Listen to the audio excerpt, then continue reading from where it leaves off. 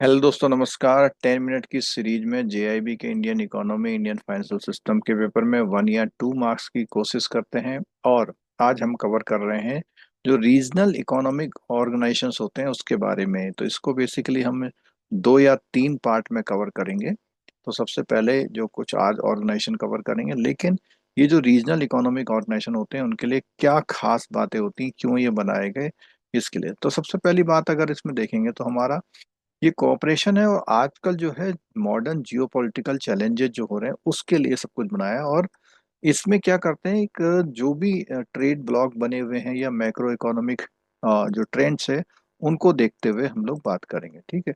सबसे पहली बात, जब ये रीजनल इकोनॉमिक सिक्योरिटी की बात आती है तो उसके लिए एक फ्रेमवर्क बना हुआ है। और इस फ्रेमवर्क में पहला पॉइंट आता है equity, equality, mutual gain, addressing socio economic disparities. इनको एड्रेस करने के लिए ये बनाए गए हैं। दूसरा, डेलिब्रेशन, कंसल्टेशन एंड कंसेंसस, कि आपस में देश एक राय, एक मत बना पाए। और इकोनॉमिक ओपननेस आए एंड इंटरडिपेंडेंस भी हो। और models adhering to multilateral trade system, इन सब के बारे में बात यहाँ पर हम करेंगे। ठीक है।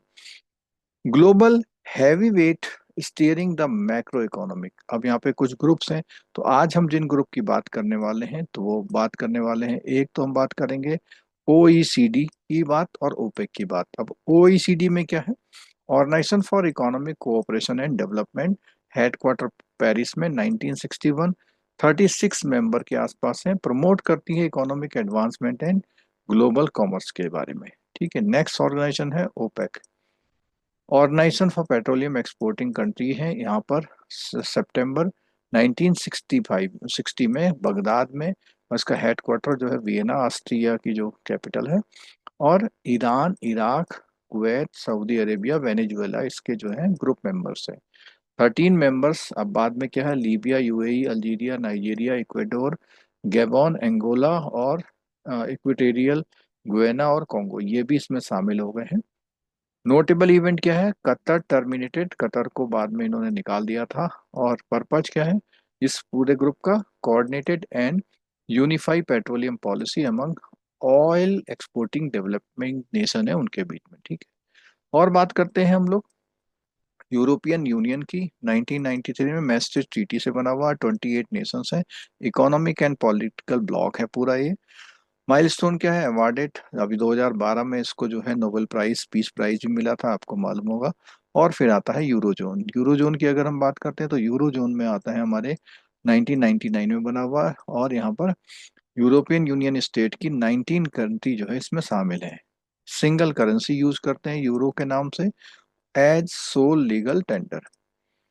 अथॉरिटी, यूरोपियन सेंट्रल बैंक इसको सब कुछ मैनेज करता है, जो हेडक्वार्टर फ्रैंकफर्ट जर्मनी में है। ठीक है। अब बात करते हैं नाफ्टा की। तो नाफ्टा क्या है, north American free trade agreement को हम लोग बोलते हैं नाफ्टा। और ऐसे है मर्कोसर। तो इसके बारे में हम लोग देख लेते हैं। तो ये सब चीजें जो हमने बात करी, यूरोपियन यूनियन, यूरोपियन जोन। अब यहाँ पर सार्क और आसियान की बात भी कर लेते हैं। सार्क आपको पता होगा कि काठमांडू हेडक्वार्टर है, 1985 में। इंडिया, मालदीव, पाकिस्तान, बांग्लादेश, श्रीलंका, भूटान, नेपाल, अफगानिस्तान इसके मेंबर हैं। और इसी के अंदर जो ट्रेड एग्रीमेंट है उसी को हम लोग साफ्टा भी बोलते हैं। और 1 जनवरी 2006 से इफेक्टिव हुआ। आसियान की बात करते हैं, हेडक्वार्टर्स जकार्ता इंडोनेशिया में है, मेंबर्स 10 नेशन है। 39th एशियन समिट यहाँ पर ब्रुनेई में 2021 में इसकी हुई थी। ठीक है। ओपेक के बारे में हमने जानकारी कर ली है, ये इसकी समरी है, यहाँ पर आप देख सकते हैं, थोड़ा होल्ड करके स्क्रीन को।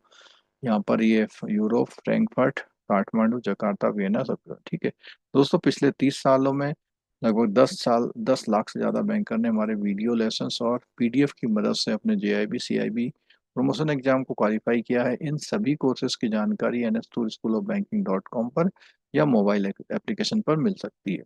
चलिए दोस्तों, उसके बेस पर कुछ क्वेश्चंस कर लेते हैं। Regional economic cooperation should primarily be based on, किन बातों पर डिपेंड होना चाहिए। Political dominance of major country, नहीं। इक्विटी, इक्वलिटी, म्यूचुअल गेन, बिल्कुल ठीक है। ट्रेड सरप्लस ऑब्जेक्टिव और करेंसी, ये बिल्कुल नहीं। तो B option is the correct answer. Next question पे आते हैं। Eurozone differs from the European union mainly because. Eurozone और अभी हमने पीछे बात की थी यूरोजोन और यूरोपियन, उसमें क्या फर्क है। पहला, it include the all European union member. तो पहली बात है, ये बिल्कुल नहीं है। It is a military alliance, नहीं है। Consist only European union member adopting euro, हाँ, तो जो यूरो को अडॉप्ट कर रही हैं, जो यूरो को अडॉप्ट करती हैं, उसको हम यूरो जोन बोल देते हैं, ठीक है। तो C option is the correct answer. अगला क्वेश्चन है हमारे स्क्रीन पर। Which of the following statement correctly explain the foundation principle of the regional economy? क्या फाउंडिंग प्रिंसिपल है इनके? Cooperation should ignore developmental disparities and focus only trade. Cooperation should be based on deliberation consultation consensus. तो हमने जब हम theory पढ़े थे तो हमने देखा था डेलिब्रेशन कंसल्टेशन और कंसेंसस के बेस पे जो कोऑपरेशन होता है, वो ये रीजनल कोऑपरेशन की फाउंडेशन प्रिंसिपल के रूप में देखा जाता है। स्टेटमेंट रिगार्डिंग ओपेक, तो ओपेक के बारे में बात पूछी जा रही है। Founded in Vienna 1960, include all oil importing, तो इंपोर्टिंग नहीं है, एक्सपोर्टिंग है। Permanent inter government organisation formed in Baghdad to coordinate petroleum policies of oil exporting country, ये बिल्कुल ठीक है। इसका B option is the correct answer. Next question पे आते हैं दोस्तों। साफ्टा, सार्क एंड साफ्टा के बारे में। SAARC was establish 1985 at Kathmandu, तो ये हमने देखा था, बिल्कुल ठीक है। साफ्टा केम इनटू 1 जनवरी 2006, बिल्कुल ठीक है। SAARC includes all ASEAN nation, बिल्कुल नहीं है, आसियान नेशन बिल्कुल अलग है। SAFTA aims to promote free trade member agreement. अब यहाँ पे अगर हम देखते हैं ना, आसियान के जो कंट्रीज हैं, आसियान की कंट्री हमारी इधर कहीं आती है, ये वाली आसियान कंट्री है, ये वाली, ठीक है। और सार्क जो है कुछ यहाँ से और थोड़ा सा ये वाले हैं, ठीक है। सार्क इस तरह से है, और जो आसियान है वो हमारा ऊपर ऊपर आता है, तो ठीक है। तो ये इसमें बेसिकली एक मेजर डिफरेंस होता है, ठीक है। नेक्स्ट क्वेश्चन पे आते हैं। With reference to the regional economic cooperation principle consider the following.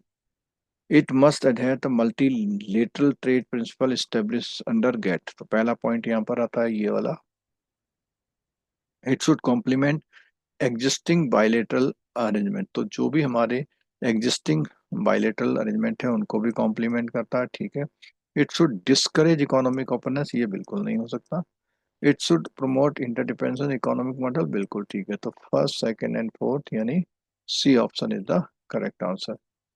दोस्तों, अगर ये सेशन सही लगा तो लाइक कीजिएगा, चैनल सब्सक्राइब करिएगा, बेल आइकन दबाना मत भूलिए। कोई कमेंट करना चाहते हैं तो यहाँ कर सकते हैं, लिंक को अपने दोस्तों के साथ शेयर करिएगा।